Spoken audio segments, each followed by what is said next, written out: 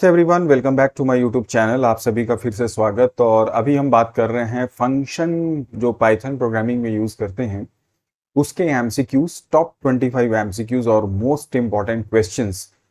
ये जितने भी 25 क्वेश्चंस है ये basically as per my experience and knowledge, जितने भी डिफरेंट वेराइटीज हो सकती हैं क्वेश्चंस का, तो वैसे कोई एंड नहीं है, बहुत सारे हो सकते हैं, बट मोस्ट कॉमनली आज जो वेराइटीज ऑफ क्वेश्चंस हैं वो आपके साथ मैं यहाँ पे शेयर कर रहा हूँ। एंड आई होप दैट कि ये सेशन आपको डेफिनेटली हेल्प करेगा आपके कमिंग एग्जाम की प्रिपरेशन के लिए।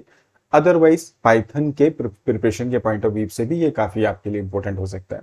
सेशन स्टार्ट करते हैं, बट उसके पहले चैनल पे पहली बार विजिट कर रहे हैं तो प्लीज लाइक करिए, शेयर भी करिए और सब्सक्राइब करिए। वीडियो पसंद आएगा तो लाइक और शेयर करना वैसे भी मत भूलिएगा, और बेल आइकन को भी प्रेस कर लीजिए, नोटिफिकेशंस आपको मिलती रहेंगी। इसके प्रीवियस में ऑलरेडी पाइथन के फाइंड द आउटपुट के क्वेश्चंस मैंने डिस्कस किए हैं। इसके अलावा top 100 different varieties of questions भी डिस्कस किए हैं। प्लस बहुत सारे एमसीक्यूज मेरे चैनल्स पे ऑलरेडी अवेलेबल हैं कॉम्पिटिटिव एग्जाम के पॉइंट ऑफ व्यू से। लिंक सबका डिस्क्रिप्शन बॉक्स में मिल जाएगा, as well as ebook for competitive exams, चाहे वो किसी भी टॉपिक के लिए आप कर रहे हो, किसी भी एग्जाम के लिए कर रहे हो, उसकी भी लिंक आपको डिस्क्रिप्शन बॉक्स में मिल जाएगी। उसकी डिटेल में जानकारी आगे चल के मैं आपके साथ शेयर कर दूंगा। सेशन स्टार्ट करते हैं, एक एक करके सारे क्वेश्चंस को हम डिस्कस करते हैं। Alright, so the first question is asking what will be the output of this following code. यहाँ पर आप देखो एक फंक्शन डिफाइन हुआ है माई अंडर स्कोर फंक के नाम से। वेर वन इसमें एक वेरिएबल है, आर्ग्यूमेंट है सॉरी, एंड वेर टू भी यहाँ पर एक आर्ग्यूमेंट है। दोनों को इसने डिफॉल्ट बनाया हुआ है, इसके अंदर इनिशियल वैल्यू पहले से डाल दी गई है। इसके बाद वेर की वैल्यू 10 से इंक्रीमेंट हो रहा है, वेर टू को जो है उसके बाद माइनस भी कर दे रहा है। वेर वन की वैल्यू बढ़ रही है, वेर टू को 10 से माइनस किया, उसके बाद दोनों का एडिशन करके रिटर्न कर रहा है। उसके बाद यहाँ पे प्रिंट कर रहा है माई अंडर स्कोर फंक्शन 50 और माई अंडर स्कोर फंक्शन, मतलब एक बार 50 पास किया और एक बार नहीं किया। देखो यहाँ पर क्या है, मेरा डिफॉल्ट आर्ग्यूमेंट है। अब डिफॉल्ट आर्ग्यूमेंट में अगर आप कोई भी वैल्यू पास नहीं करते हो, कहां से, नीचे यहां से जहां से आप कॉल कर रहे हो, तो डिफॉल्ट काम करेगा। अगर आपने वैल्यू पास कर दी तो ये डिफॉल्ट काम नहीं करता, मेरा जो वैल्यू हम पास करते हैं वो उस वेरिएबल में असाइन हो जाती है या उस आर्ग्यूमेंट में असाइन हो जाती है। Now the thing is that कि वेर वन इक्वल टू 100 है। आप इस फंक्शन को देखो जो हमने यहाँ पे कॉल किया सबसे पहले, माई अंडर स्कोर फंक 50, तो 50 क्या करेगा, एक ही आर्ग्यूमेंट है, मतलब वो वेर वन को असाइन हो जाएगा। तो वेर वन में आ गया मेरा 50 और वेर टू जो हो गया दैट इज ऑलरेडी माई 200। अब where one plus equal to 10, मतलब वेर वन की वैल्यू 10 से इंक्रीमेंट कर दो तो ये हो जाएगी 50 प्लस 10 इक्वल टू 60, और उसके बाद वेर टू को बोलता है माइनस कर दो 10 से, तो ये हो जाएगा मेरा 190। इसके बाद में अब दोनों को ऐड करोगे तो कितना आंसर आ जाएगा, 190 प्लस 60 दैट इज माई 250। तो पहला जो हो गया आंसर मेरा हो गया 250, माई फंक जो 50 पास किया। दूसरा बोलता है बिना आर्ग्यूमेंट के पास करोगे तो मेरा जो वेर वन है वो मेरा हो जाएगा कितना, 100, और वेर टू जो रहेगा वो कितना रहेगा, 200। अब वेर वन में 10 से इंक्रीमेंट किया तो 110 हो गया, वेर टू को 10 से माइनस किया तो ये हो गया 190। दोनों को ऐड करोगे तो कितना आ जाएगा, 300। इसका मतलब हमारा जो यहाँ पर ऑप्शन डी है दैट इज एब्सोल्युटली करेक्ट। समझ में आ गया होगा आपको, दैट इज डिफॉल्ट का डिफॉल्ट पैरामीटर की हम यहाँ पे बात कर रहे थे। Next question is saying that, ये फिर से हमारा ये फंक्शन हेडर है। यहाँ पर देखो ऐड नाम का फंक्शन है, यहाँ पर हमारे मिक्स्ड पैरामीटर्स हैं, ए है, बी है, सी इक्वल टू 200 है, देन रिटर्न ए प्लस बी प्लस सी कर दिया। यहां पर ये बोलता है for the above function consider the following call statement and identify the legal and illegal statements. सबसे पहली बात, 3 स्टेटमेंट्स हैं। अब जब आप कॉल करोगे ऐड फंक्शन को, तो आपने यहां पर क्या किया है, मेंशन किया है, स्पेसिफाई किया बी को और ए को, कि बी की वैल्यू को आप 10 कर दो, बिल्कुल सही है, चल जाएगा। ए की वैल्यू को आप 5 कर दो, वो भी बिल्कुल सही है, और आपने सी को ऑलरेडी 200 रखा हुआ है, कहीं कोई प्रॉब्लम नहीं आने वाली है, ये पूरी तरह से क्या है, मेरा लीगल हो गया। तो पहला स्टेटमेंट तो मेरा हो गया लीगल। दूसरे में बोलता है ऐड में 10, ए इक्वल टू और बी इक्वल टू इसने असाइन की वैल्यू, तो अगर ये ए और बी को ले रहा है तो पहला आर्ग्यूमेंट तो मेरा 10 है। अगर आप सीक्वेंस में देखोगे तो सी जो हो रहा है वो थर्ड नंबर हो रहा है। 3 आर्ग्यूमेंट पास किए, 2 जो है मेरे वैल्यू के साथ आपने मेंशन कर दिए, तो ये जो तीसरा जो आपने मेंशन किया 10, ये एक्चुअली यहां पर एरर प्रोड्यूस करेगा, सी को समझ में नहीं आएगा कि ये भैया मेरे लिए कि किसके लिए, ठीक है। तो ये मेरा हो गया इलीगल। इसके बाद में अगला जो स्टेटमेंट है ऐड 10, 5, 11, तो इसमें कहीं कोई शक वाली बात नहीं है, ये तीनों ही वैल्यू सीक्वेंस में एबीसी को आ जाएंगे। तो यहाँ पर 1 और 3 ये दोनों लीगल हैं, और 2 जो है वो मेरा क्या हो गया, इलीगल। तो इसका मतलब 1 लीगल 3 लीगल। तो ये ऑप्शन सी जो है वो सही लग रहा है मेरे को। तो ऑप्शन सी यहाँ पर हम सेलेक्ट करेंगे। आगे बढ़ते हैं। अगला क्वेश्चन बोलता है कि predict the output of this following Python code. अब फिर से मेरा ये फंक्शन देखो यहाँ पे बना हुआ है, ठीक है, डिफरेंस नाम का फंक्शन है। इसके कोड को बाद में चेक करते हैं। यहाँ पर ये नम मैंने लिस्ट रेडी की, तो यहाँ पर मेरी नम है। मैं थोड़ा अपनी प्रैक्टिस के लिए इसको लिख लेता हूँ सो दैट मैं ज़्यादा कंफर्टेबल फील करूंगा आंसर फाइंड करने में। ये हो गया मेरा 50 और 32। इसके बाद बोलता है काउंटर स्टार्ट करो रेंज 0 से लेकर 4 तक -1। मतलब आई काउंटर जो होगा वो स्टार्ट करेगा 4 से, फिर 3 2 1 तक चलेगा, है ना, क्योंकि 0 से है तो 0 मतलब 1 तक जाएगा। सबसे पहले बोलता है ए की वैल्यू निकालो। तो ए की वैल्यू क्या है, देखो जब फर्स्ट टाइम लूप चलेगा तो 4 होगी काउंटर। तो नम 4 में क्या है, ये मेरा हो गया 0 1 2 3 4, मतलब 32 आ गया ए में, और बी में आ जाएगा उसका -1 मतलब 54। अब 32 और 54 को इसने पास किया, तो N1 में कितना आ गया मेरा, N1 में आ गया ए की वैल्यू 32, N2 में आ गया मेरी वैल्यू कितनी आ गई 54। बोलता है N1 बड़ा है अगर A2 से तो ये माइनस करो N1 माइनस N2, और N2 माइनस N1 करो अगर वो छोटा है। तो कुल मिला के 54 में से 32 को माइनस करोगे तो ये मेरा हो जाएगा अराउंड 22। ऑलराइट, सो पहला जो मेरा रिटर्न हुआ वैल्यू 22 हुआ। अगर मेरी कैलकुलेशन गलत होगी तो माफ करेंगे, उसके लिए आप कमेंट जरूर कर सकते हैं। इसके बाद में नेक्स्ट जो होगा 4 से ये रिड्यूस होकर 3 होगा। अब जब 3 होगा तो ए की वैल्यू मेरी 3 में कितनी है, 54 है ना, और इसके बाद उसके -1 में कितनी है, 14 है।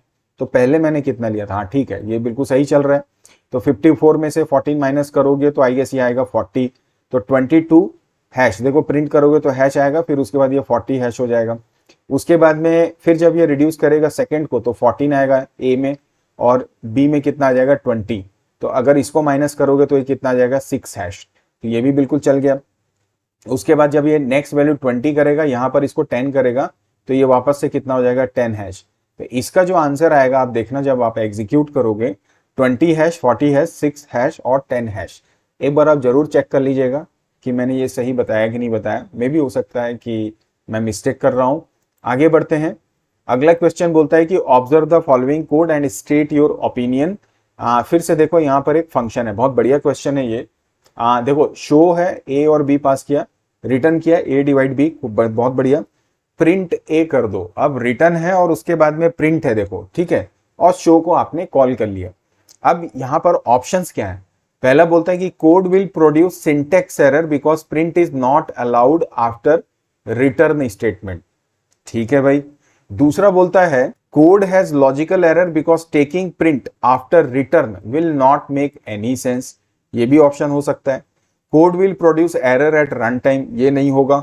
Code has no error and will run successfully, ये भी नहीं होगा, क्योंकि देखो मसला क्या है यहाँ पे, हमने जब एक बार स्टेटमेंट रिटर्न कर दिया ना, तो उसके बाद ये जो प्रिंट स्टेटमेंट आप यहाँ पे डाल रहे हो, प्रोग्राम सक्सेसफुली चलेगा, सिंटेक्स एरर भी नहीं आएगा। ये बेसिकली होगा आपका लॉजिकल एरर, क्योंकि रिटर्न करने के बाद में प्रिंट वैसे भी कोई सेंस यहाँ पे बनाएगा ही नहीं बनाएगा। ठीक है, तो इसका जो करेक्ट आंसर है ना वो ऑप्शन बी है। आपने अगर कोई चीज रिटर्न कर दी तो फाइनल हो गया ना हमारा फंक्शन। जो कुछ भी प्रिंट होना है या कोई भी ऑपरेशन होना है वो हमारे रिटर्न के पहले होगा। रिटर्न के बाद में उसके बाद आप कोई भी स्टेटमेंट हमारे फंक्शन में नहीं लेते। रिटर्न मतलब वो एंड हो गया वहां पे, तो ध्यान रखेंगे इस बात को। नेक्स्ट क्वेश्चन को चलते हैं, देखते हैं। Which of the following is the correct way to call a function. तो फंक्शन को कॉल करना, जब आप डिफाइन कर दो तो आप डिफाइन लिखते हो, फंक्शन का नाम लेते हो, और जब आप इसको कॉल करोगे तो सिंपल लिखते हो डिस्प। तो यहाँ पर माई फंक्शन जो दिख रहा है ये बिल्कुल करेक्ट दिख रहा है। डिफाइन तो आप करोगे नहीं, रिटर्न भी नहीं करोगे, कॉल भी नहीं करोगे, तो ऑप्शन ए जो है वो यहाँ पर बिल्कुल करेक्ट है। आगे बढ़ा जाए। अगला क्वेश्चन है, again it is very important question, और मे भी हो सकता है कि ये इस तरह का क्वेश्चन आए। अब यहाँ पर ये बोलता है देखो हमें करना है क्या, trace the flow of execution of given code. ये जो कोड है इसका फ्लो ऑफ एग्जीक्यूशन आपको फाइंड करना है। ठीक है, सबसे पहले यहाँ पर स्क्वायर डिफाइन हुआ, ये यार उसका स्क्वायर निकला, रिटर्न हुआ। क्यूब डिफाइन हुआ, क्यूब निकला, रिटर्न हो गया। अब x = 5 रिजल्ट प्रिंट। अब क्या होगा, आपको मालूम है जब कोई भी प्रोग्राम आप एग्जीक्यूट करते हैं और उसमें फंक्शंस हैं, तो ऑब्वियसली जब आप उसको कंपाइल करके रन करना शुरू करोगे तो पहले क्या होता है, जो फंक्शन की डेफिनेशन है it takes space in the memory. Alright, during compilation ज्यादातर ये वर्क होता है। तो जब आप इस कोड को देखोगे ना, रन करोगे, तो सबसे पहले ये डिफाइन वाला जो पोर्शन है ना, ये क्या होगा, कंप्यूटर सिस्टम की मेमोरी में स्पेस ऑक्यूपाई करेगा। आपका स्क्वायर क्या होगा, एग्जीक्यूट नहीं होगा, लेकिन ये इसको सिस्टम क्या करेगा, स्पेस प्रोवाइड करेगा। तो इसका मतलब जब ये कोड एग्जीक्यूट करोगे तो सबसे पहले पहला नंबर चलेगा। उसके बाद में फिर जब ये आगे बढ़ेगा तो देखेगा ये चौथे नंबर में फिर से एक फंक्शन है, इसको मेमोरी में इनिशिएट करेगा, तो ये 4 वाला रन होगा। 1 के बाद आ गया 4, इसका मतलब यहाँ पर ए और डी तो हो गई नहीं। अब यहां से आगे बढ़े तो देखो जो हमारा एग्जीक्यूटेबल पार्ट है वो है 7 से 11। अब 7 नंबर में है x इक्वल टू 5, तो 4 के बाद सीधे जंप करेगा 7 में, x की वैल्यू 5 हो गई। उसके बाद ये कॉल करेगा किसको, क्यूब को, तो यहां से 7 के बाद 8 आएगा। 8 के बाद जब ये क्यूब को कॉल करेगा तो वापस से कंट्रोल जाएगा यहाँ पर 1 नंबर, सॉरी क्यूब मतलब 4 नंबर में, तो यहां से कॉल होगा मेरा 4 नंबर। 4 के बाद में जब ये अंदर जाएगा तो 4 से आएगा 5, 5 के बाद हो जाएगा 6। अब मजे की बात यहाँ पर ये है कि जब ये रिटर्न करेगा तो क्या ये डायरेक्ट 9 में आएगा कि ये आएगा मेरे रिजल्ट में। तो जब आप कोई वैल्यू रिटर्न करते हो ना, तो वापस से ये जहां पर कॉल हुआ था, क्योंकि अब ये रिटर्न करेगा एक आंसर, जो भी आंसर दिया, जैसे मान लो 20 दिया, तो ये 20 किस में असाइन होगा, मेरे रिजल्ट में असाइन होगा। इसका मतलब 6 के बाद वापस से हमारा कोड कहां पे आ जाएगा, 8 नंबर पे। 8 के बाद फिर ये 9 नंबर को एग्जीक्यूट करेगा, फिर ये आएगा 10 नंबर पे। अब 10 के बाद में स्क्वायर मतलब ये 1 देन 2 देन 3 को एग्जीक्यूट करेगा, 1 देन 2 देन 3 को, और वापस से जब ये एग्जिट करेगा तो कहां आ जाएगा, मेरे 10 नंबर पे। तो 3 के बाद आएगा 10 और 10 के बाद क्या हो जाएगा, 11। तो 1 से लेकर 11, तो यहां पर आप देखो 147 जो मैंने बनाया है उसकी बेसिस पे ऑप्शन सी जो है यहाँ पर करेक्ट होगा। तो ये जो फ्लो है आपके एग्जीक्यूशन का जब आप फंक्शन यूज करते हैं, इट्स वेरी इंपॉर्टेंट, आप ध्यान रखेंगे, खासकर जब आपने यहाँ पर क्या लिया, रिटर्न लिया। ठीक है, आगे बढ़ा जाए, वापस से नेक्स्ट क्वेश्चन है, इसको भी थोड़ा सॉल्व करते हैं। ठीक है, अभी इसमें क्या हो रहा है, इसके प्रीवियस में जरा वापस घूम के चलें। हाँ, इसमें तो अंदर में कोई इंटरनल कॉल नहीं है, लेकिन इस फंक्शन में अगर आप देखो, पावर डिफाइन हुआ, स्क्वायर डिफाइन हुआ, स्क्वायर के अंदर पावर कॉल हुआ। ठीक है, कोई दिक्कत नहीं।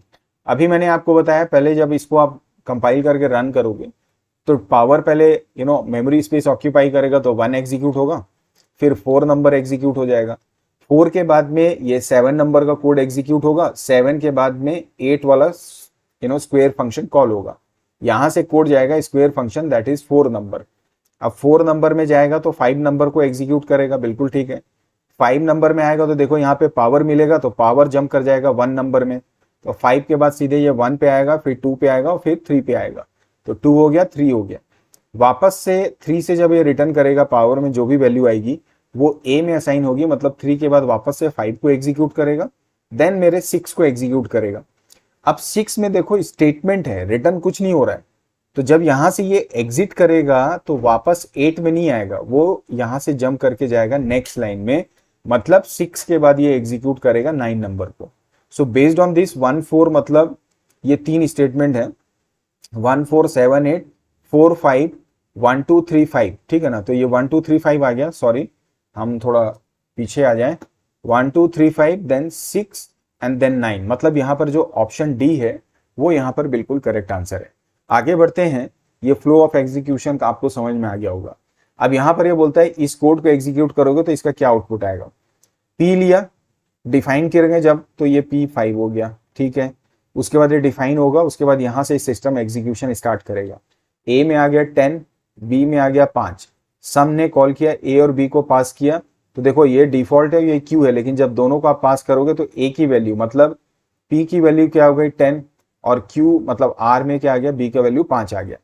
अंदर जाएगा, इसने ग्लोबल बना दिया पी को, मतलब अब जो भी चेंज होगा पी में वो डायरेक्ट इसमें होगा। ठीक है, P equal to R plus Q का पावर 2, तो Q का पावर 2 मतलब 10 का पावर 10 मतलब 100 है ना, मतलब ये क्या हो रहा है, R मतलब 5 प्लस 10 का पावर 2 हो गया, तो ये हो गया 100 मतलब 105, तो P में कितना आ गया यहाँ पर 105। अब इसके बाद ये प्रिंट करेगा 105 को, तो आंसर जो आएगा वो होगा 105 हैश। इसके बाद जब ये बाहर आएगा तो फिर ये सम कॉल करेगा 5 और 1 को, इस दफा q की वैल्यू हो जाएगी 5 जो r में डाली, और ये जो q नहीं यहाँ पे तो q की वैल्यू ऑलरेडी 1 ही है, तो ये सही है। r में जो 5 डाला है वो यहाँ पर इसको असाइन हो जाएगा, तो r में आ गया 5। अब जो p की वैल्यू होगी वो हो जाएगी r, मतलब हो गया 5 + 1 का पावर 2, मतलब 5 और 1 कितना हो गया 6। तो p की वैल्यू कितनी आ गई 6, तो अब ये आंसर करेगा 1056 हैश। तो आंसर जो आ रहा है according to me is 105 hash, then what your 6 hash. This is how we can get the answer. आगे बढ़ते हैं और अगले क्वेश्चन को देखते हैं। यहाँ पर ये बोलता है कि फिर से ये कोड है, इसमें हमको फंक्शन के पार्ट्स लिखने हैं। डिफाइन किया, रिटर्न किया, ये नॉर्मल वेरिएबल है जो कि एक्चुअली ग्लोबल वेरिएबल है, और उसके बाद में यहाँ पर प्रिंट किया क्यूब वाई। तो आइडेंटिफाई करो सबसे पहले फंक्शन हेडर। तो फंक्शन हेडर तो मेरा ये डिफॉल्ट क्यूब एक्स है, तो इसका मतलब ये डिफॉल्ट क्यूब एक्स आ गया, देखिए तो यहीं पर डायरेक्ट आंसर मिल जा रहा है। उसके बाद फंक्शन का कॉल कहाँ है, ये जो प्रिंट क्यूब आपने किया यहाँ पर आपने फंक्शन कॉल किया है, तो ये हो गया। इसके बाद आर्ग्यूमेंट्स कहाँ है, तो ऑब्वियसली ये जो y आपने यहाँ पे पास किया है दैट इज माई आर्ग्यूमेंट। उसके बाद में बोलता है कि पैरामीटर, तो ये मेरा क्या हो गया x हो गया है। देखिए जब आप फंक्शन को कॉल करते हो उसमें जो वैल्यू आप पास करते हो ना दैट इज कॉल्ड आर्ग्यूमेंट, और जब फंक्शन की डिफाइन जहां पर फंक्शन वैल्यू को रिसीव करता है from somewhere else that is called your parameter. तो ये जो डेफिनेशन है ना दिस इज योर पैरामीटर, ठीक है। और ये हो गया मेरा क्या आपको मैंने बताया अभी आर्ग्यूमेंट, ये बात ध्यान रखेंगे। तो this is what my argument. चलिए आगे बढ़ते हैं। अगला क्वेश्चन में बोलता है एग्जीक्यूशन करना है, ये डिस्प्ले है, ये वैल्यू है, ग्लोबल है, वैल्यू एंड मॉड 7, ये कंडीशन दिया है। प्रिंट करो सबसे पहले वैल्यू को, तो वैल्यू यहाँ पर डिफाइन हो गई 50, वैल्यू कितनी है मेरे यहाँ पे 50। तो आंसर जब इसको रन करोगे तो सबसे पहले आएगा 50, फिर आएगा हैश। अब डिस्प्ले को बोला कि 20, तो n की जो वैल्यू है देखो यहाँ से कंट्रोल शिफ्ट हुआ यहाँ, तो n कितना आ गया 20 आ गया। ग्लोबल हो गया वैल्यू, मतलब जो भी चेंज होगा इस वैल्यू 50 में ही होगा। अब यहाँ पर बोलता है कि वैल्यू को कर दो 25, तो ये 25 हो गया। n mod 7 करो, तो n 20 है, 27 से डिविजिबल है बिल्कुल नहीं है, तो एल्स करेगा वैल्यू माइनस n। तो 25 में से 20 को माइनस किया तो कितना आया 5, तो यहाँ से ये 5 हो गया, तो मतलब ओरिजिनली वैल्यू क्या चेंज हो गई, यहाँ पर वैल्यू 5 हो गई। अब जब वैल्यू 5 हो गई तो यहाँ डिस्प्ले में तो कुछ नहीं हो रहा है, यहाँ पर ये आंसर क्या देगा प्रिंट वैल्यू 50 हैश 5। तो इसका जो आंसर आ रहा है that is your option B. So this is how we can execute. अगले क्वेश्चन को देखते हैं। Which of the following statement is incorrect for parameter passing to a function. कौन सा इसमें से करेक्ट स्टेटमेंट इनकरेक्ट है, गलत है, जब आप किसी फंक्शन में पैरामीटर को पास करते हैं। पहली चीज, we can pass positional argument in any order. तो पोजिशनल आर्ग्यूमेंट का मतलब क्या है, पोजिशनल आर्ग्यूमेंट का मतलब क्या है, ए कॉमा बी कॉमा सी, ये किसी भी ऑर्डर में हो सकते हैं। चलिए देखते हैं। अगला बोलता है we can pass default argument in any order. Default argument जब आप वैल्यू के साथ करते हैं, ठीक है, देखते हैं। We can keep positional and default argument together in function call, तो ये भी ठीक है। Positional argument must be taken before default argument in function call. तो अब देखो, आप जब कोई फंक्शन लेते हो डिस्प्ले, आपने लिया ए बी सी, ये पोजिशनल है। अगर आप यहां पर मान लो डिफॉल्ट बनाते हो, तो डिफॉल्ट का एक ही रूल है कि भैया डिफॉल्ट जो भी होगा वो सबसे लास्ट में होगा, जो पोजिशनल है वो हमेशा उसके पहले होने चाहिए। तो पोजिशनल आर्ग्यूमेंट ऑप्शन डी बिल्कुल सही है, लेकिन आप पोजिशनल और ये दोनों एक साथ ले सकते हो, ये भी ठीक है। We can pass default argument in any order जो है ना, ये यहां पर गलत लग रहा है। We can pass positional argument in any order, भाई ए बी सी, बी ए सी कुछ भी करो ना, उससे क्या फर्क पड़ता है। तो यहां पर ये जो ऑप्शन बी है ना वो गलत लग रहा है। आपके क्या विचार हैं बताइए। क्वेश्चन पसंद आ रहा है ना तो लाइक कर दो और शेयर कर देना अपने फ्रेंड के साथ में।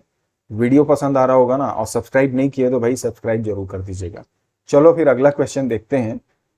यहां पर ये बोलता है a dash is a value pass to the function during function call which is received in a dash defined in a function header.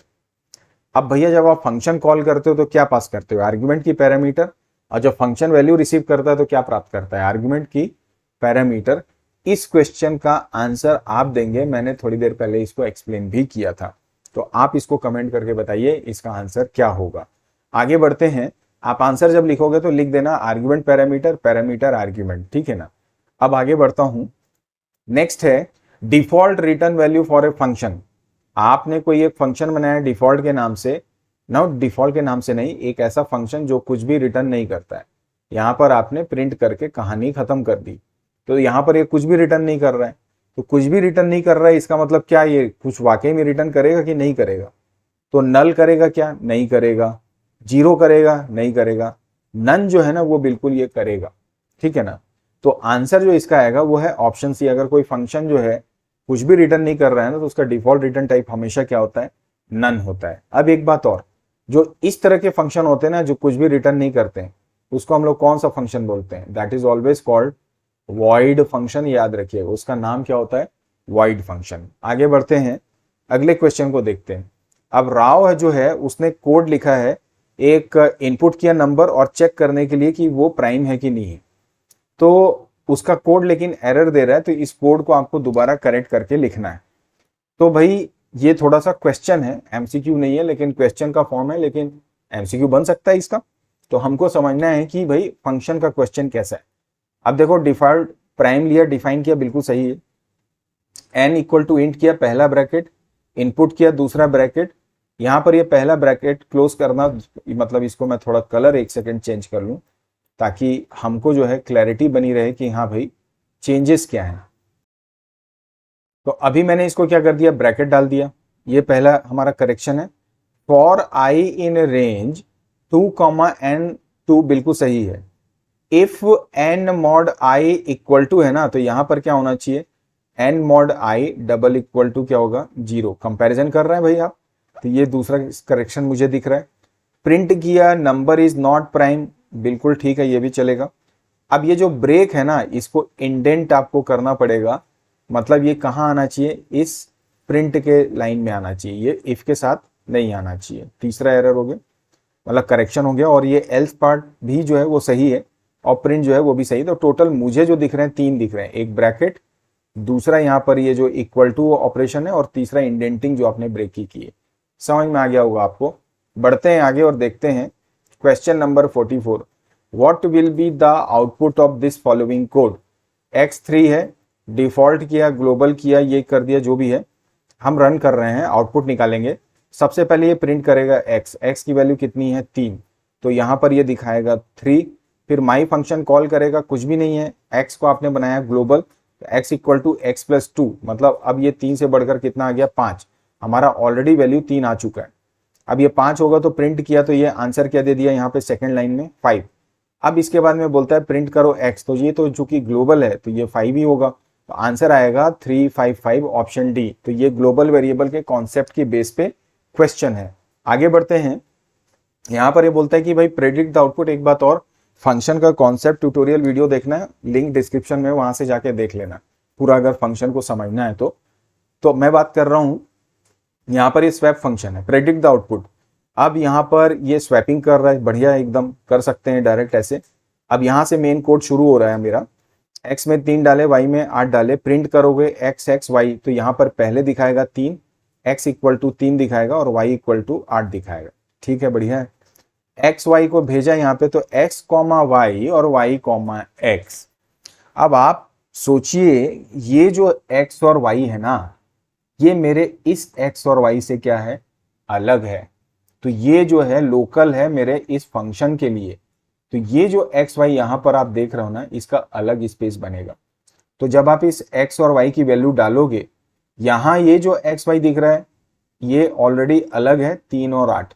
तो यहां पर जब इसमें वैल्यू डाले 3 और यहां डाले 8, ये दोनों हो गए अलग, जो कि वास्तव में स्वैप होंगे।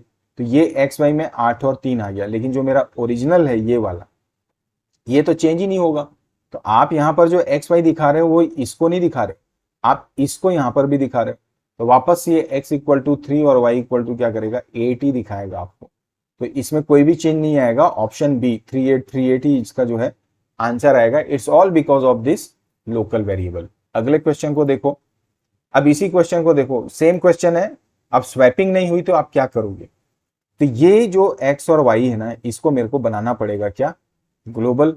अब ग्लोबल बनाने के लिए ये जो यहां पर इस जगह पे यहाँ पर स्वैप और एक्स वाई के बीच में आप क्या लिखोगे, डिफॉल्ट करोगे, स्वैप करोगे, एक्स कॉमा वाई करोगे, कोलन डालोगे और उसके बाद में यहाँ पर बोलोगे ग्लोबल करो पहले आप एक्स और वाई को और उसके बाद X comma Y equal to Y comma X कर दो। बाकी की कहानी जो है आगे पूरी सेम रहेगी, ठीक है। तो ये लाइन आपको यहां पर ऐड करना पड़ेगा, ध्यान रखिएगा इस बात को। अगला point, find and right the output of this code. ऐसे क्वेश्चन भी बहुत आते हैं, ठीक है ना। इस तरह के क्वेश्चन भी आजकल काफी आने लगे हैं जब से ये आपका जो सीबीएसई का जो एनसीईआरटी का सिलेबस सजेस्ट किया जा रहा है, जितने भी स्टेट बोर्ड्स के एग्जाम आप दे रहे हो, ठीक है ना।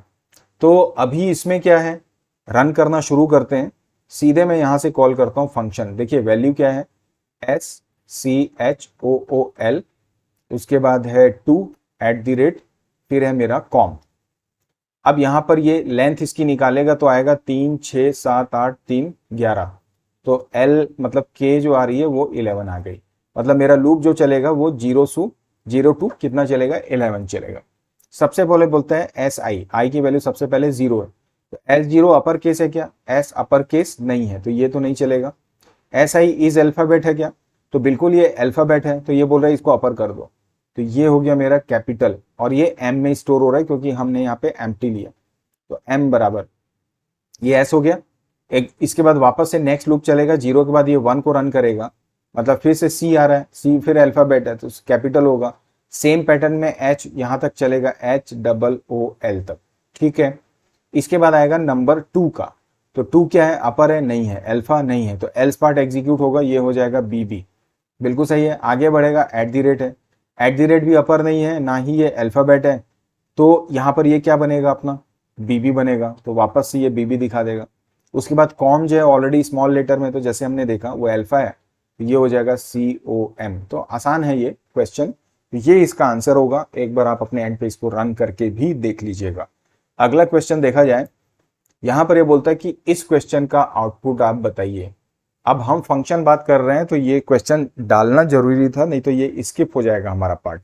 देखिए पाइथन का जो बिल्ट इन फंक्शन होता है ना पावर, एक तो मैथ का पावर होता है, ठीक है ना, लेकिन जो बिल्ट इन फंक्शन पावर का है उसमें 3 आर्गुमेंट आप पास कर सकते हो, x y z। यहां पर इसका मतलब होता है x का पावर y मॉड z, मतलब पहले पावर निकालो फिर z से मॉड कर दो। तो यहां पर ये होगा 2 का पावर 3 मॉड 4, तो 2 दूनी 4 दूनी 8 मॉड 4 बराबर हो गया 0। आंसर कितना आएगा, मॉड करोगे तो 0 आएगा, तो आंसर मिला हमको कितना, A, करेक्ट। सो ये है मेरा पावर 3 आर्गुमेंट के साथ में, ध्यान रखिएगा इस क्वेश्चन को। आगे बढ़ते हैं, अगले क्वेश्चन को देखते हैं। Find and right the output of following Python code. Change method है, ये एग्जीक्यूट करना है। देखो यहां से हम चालू करते हैं एग्जीक्यूशन। भाई सीधे एग्जीक्यूटेबल पार्ट में आओ ना, तो आप पैटर्न फॉलो करिए भाई। हमारा जो तरीका वो तो यही है, सिंपल, लंबा भी हो सकता है।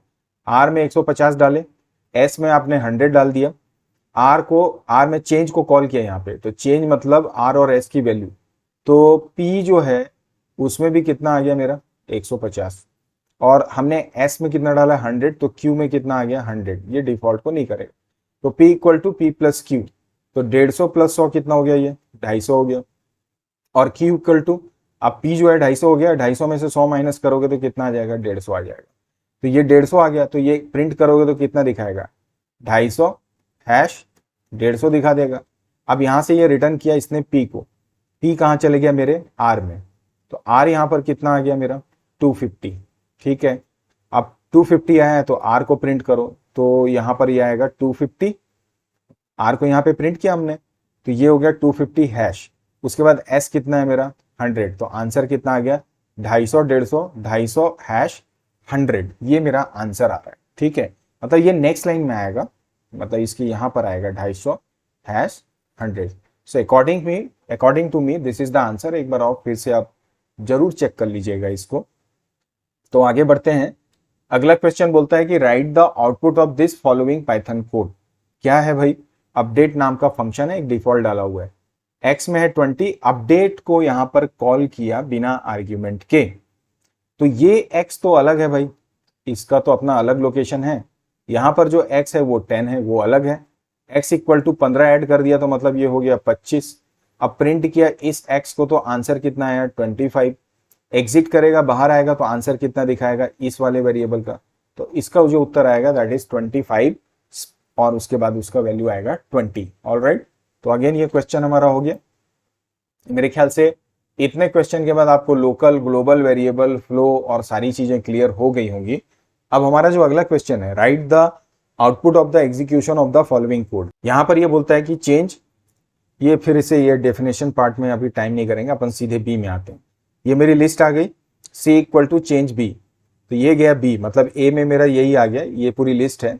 एस इक्वल टू 0, आई को चलाओ, length of A mod 2, length कितनी है 3, 3 6, 3 9 1 10, मतलब लूप चलेगा 0 से लेकर 5 तक। अब 5 मतलब 0 1 2 3 और 4 तक चलेगा, ठीक है। तो जब ए 0 है, ए 0 में 2 को मल्टीप्लाई करोगे तो एस में कितना आ गया 10 दूनी 20, उसके बाद 2 में 1 में कितना है 11, 11 दूनी 22, 22 और 20 कितना हो गया आपका 22 और 20 हो गया 42, ठीक है।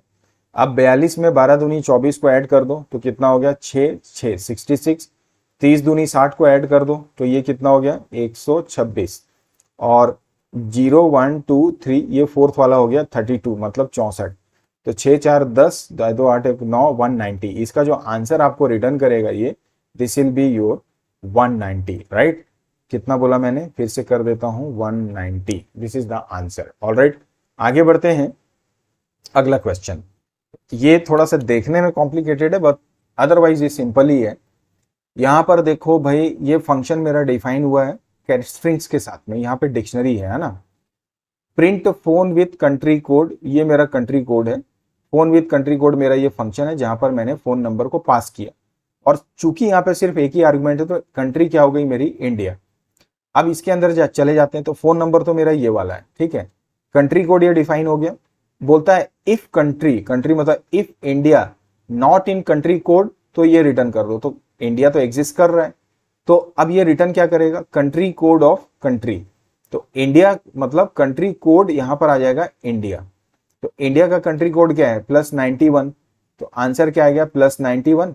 उसके बाद में ये बोलता है और ऑपरेटर लगा, तो ये रिटर्न हो गया इस फंक्शन से, ये और लग गया। दोबारा फिर से उसी फंक्शन को कॉल किया, इस बार ये विदेशी नंबर भेजा इसने, और यहां पर यूनाइटेड स्टेट पास किया कंट्री में, तो ये हो गया मेरा यूएस। अब जब यूएस हो गया तो कंट्री कोड में यूएस एग्जिस्ट कर रहा है, तो if country not in country code, तो ये तो एग्जीक्यूट नहीं होगा, वापस से रिटर्न करेगा country code of United state. तो ये कितना रिटर्न करेगा +1, तो और के बाद ये रिटर्न कर देगा +1। अच्छा, यहां पर जो है फोन विथ कंट्री कोड में रिटर्न करने के बाद में देखो मैं एक मिस्टेक किया, +91 है प्लस स्पेस, मतलब ये आंसर जो आएगा +91 स्पेस फोन नंबर, तो ये फोन नंबर ये वाला यहां आ जाएगा। मतलब आप देखो यहां पर ऑप्शन बी, ये यहां पर बिल्कुल यहां से करेक्ट आपको दिखाई दे रहा होगा। फोन नंबर आ गया, उसके बाद +1 के साथ में उसका वैल्यू आ गया, तो ये इसका सॉल्यूशन हो गया। अगले क्वेश्चन को देखते हैं। Look at the code and predict the output. यहां पर मेरा ये ऐड नाम का फंक्शन है, प्रिंट किया, डिफाइन किया, रिटर्न किया। अब देखो यहां पर पाइथन में अभी तक जहां भी आपने देखा होगा पहले डिफाइन किया है, फंक्शन को आप डिफाइन करते हो, उसको डिफाइन करने के बाद में फिर आप उस फंक्शन को क्या करते हो, कॉल करते हो। C++ होगा तो वहां पर आप फंक्शन को बाद में करो चाहे पहले करो, उसका अपना तरीका है। पाइथन में आप पहले क्या करोगे, फंक्शन को डिफाइन करोगे, फिर आप उसको क्या करते, कॉल करते। पाइथन का इंटरप्रेटर क्या करेगा, जब इसको देखेगा, चेक करेगा ना, तो ये ऐड को वो प्राप्त करेगा, तो बोलेगा यार इसका डेफिनेशन कहाँ है, तो वो आगे तो बढ़ेगा नहीं, वो चेक करेगा उसके प्रीवियस में ऐड उसको मिलेगा नहीं, और प्रीवियस में ऐड जब नहीं मिलेगा ये आपको दिखा देगा क्या, एरर। ठीक है, तो इसका जो आंसर आएगा एरर। पाइथन में पहले डिफाइन कीजिए फिर आप उसको कॉल करेंगे, यही इसका मकसद है। अब फाइनली आ जाते हैं हमारे लास्ट क्वेश्चन में। यहां पर ये बोलता है कि इसी कोड को जो अभी मैंने दिखाया आपको, ठीक है ना, अब एग्जीक्यूट तो किया तो हमने बोला एरर आ रहा है। कौन सा एरर आ रहा है, तो सीधे सीधे है कि भाई ये जो फंक्शन का नाम है ना, ये मिल ही नहीं रहा उसको, तो ये की का तो एरर है नहीं, क्योंकि यहाँ पर ना कोई की है ना इंडेक्सिंग है। टाइप एरर भी नहीं है, क्योंकि हमने wrong mismatch type of data तो डाला नहीं है, असाइन नहीं किया है। प्रॉब्लम वैल्यू की भी नहीं है, क्योंकि गलत वैल्यू असाइन नहीं कर रहे हो। बात आ रही है किसकी, नेम एरर की। तो ये जो एरर है ना यहाँ पर फंक्शन का डिफाइन नहीं होना, ये होता है, सॉरी ये मैंने एरर लिखा, it should be actually your name error. Alright, तो ये थे total 25 top most important questions for Python functions. तो इन सारे क्वेश्चंस की आप जरूर प्रैक्टिस कर लीजिएगा। आने वाले समय में जब कंप्लीट सिलेबस का एमसीक्यूज प्लस मॉक टेस्ट वगैरह हम करेंगे तो वहां पे और भी वैरायटी ऑफ क्वेश्चंस लाने की कोशिश करेंगे। बहरहाल I tried from my side जितने भी मैक्सिमम वर्टिकल्स हो सकते हैं क्वेश्चंस फंक्शन के लिए, उतना हमने कंपाइल करने की कोशिश की। उम्मीद करता हूं सेशन पसंद आया होगा, और अगर पसंद आया है लाइक और शेयर कर दीजिएगा, सब्सक्राइब कर दीजिए, और भाई बेल आइकॉन भी प्रेस कर दो, नोटिफिकेशन मिलती रहेगी। और साथ ही साथ अपने दोस्तों यारों को भी शेयर कर दो, उनकी भी मदद हो जाएगी। Thank you for watching this video. अगले सेशन में मिलते हैं नए चैप्टर, नए सॉल्यूशन, नए कॉन्सेप्ट के साथ, नए एमसीक्यूज के साथ में। देखते रहिए, बने रहिए मेरे चैनल पे। वीडियो के डिस्क्रिप्शन को जरूर चेक कर लीजिएगा, तमाम लिंक आपको मिल जाएंगे, नोट्स के, हर चीज के, जितना स्टडी मटेरियल चाहिए सबका लिंक मैं डाल दूंगा। नहीं डाला होगा कमेंट कर दीजिएगा, डाल दूंगा। Thank you, bye bye and take care.